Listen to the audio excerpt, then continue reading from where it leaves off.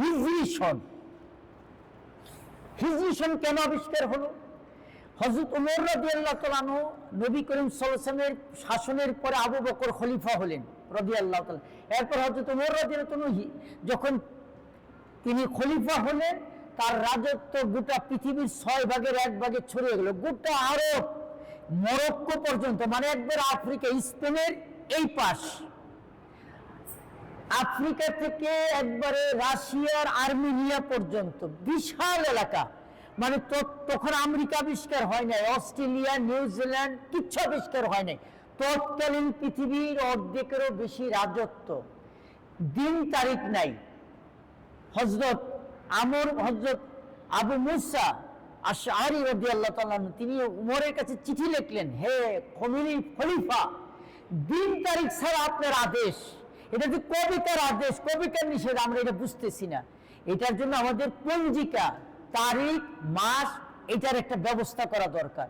সাহাবীদেরকে ডাকলেন, তারা এক একজন এক এক মত দিলেন। তাহলে আরবি মাসের জন্য আমরা তাহলে একটা কাজ করি, আমরা মানে রবিউল আউয়াল মাস, যেহেতু নবী করিম সাল্লাল্লাহু আলাইহি ওয়াসাল্লাম জন্মগ্রহণ করেছেন এবং ইন্তেকাল করেছেন, আমরা রবিউল আউয়ালকে প্রথম মাস করে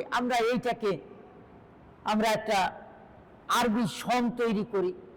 হযরত ওমর নিরুৎসাহিত করলেন যে না, নবী যেই তারিখে যেই মাসে, উনার মাধ্যমে তো এটা একটা বিরাট একটা মাহাত্মের মাস, এইটা আমরা করব না। অনেকে বলে তাহলে রমজান মাস, কোরআন নাজিলের মাস, বলে না, রমজানটা আবার একটা সম্মানিত মাস, এটার দ্বারাও করব না। অনেকে বলে তাহলে হজের মাস, হজ তো নিজেই একটা একটা ফরজি, একটা সম্মানিত মাস, এটাও করব না। এরপরে অনেকেই বললেন তাহলে আমরা কি করব?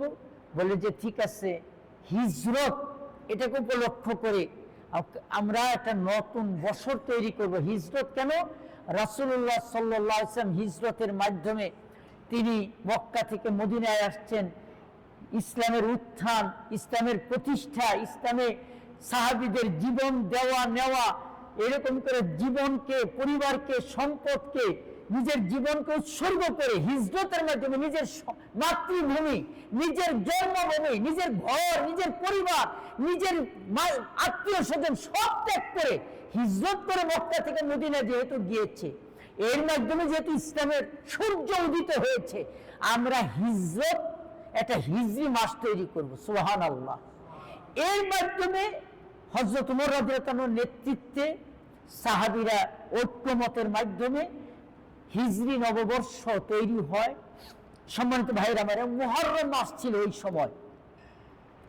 মুহররম মাস থেকে তখন নতুন মাস এবং নতুন বছর, নতুন আরবি সন তৈরি করা হয়, হিজরি সন।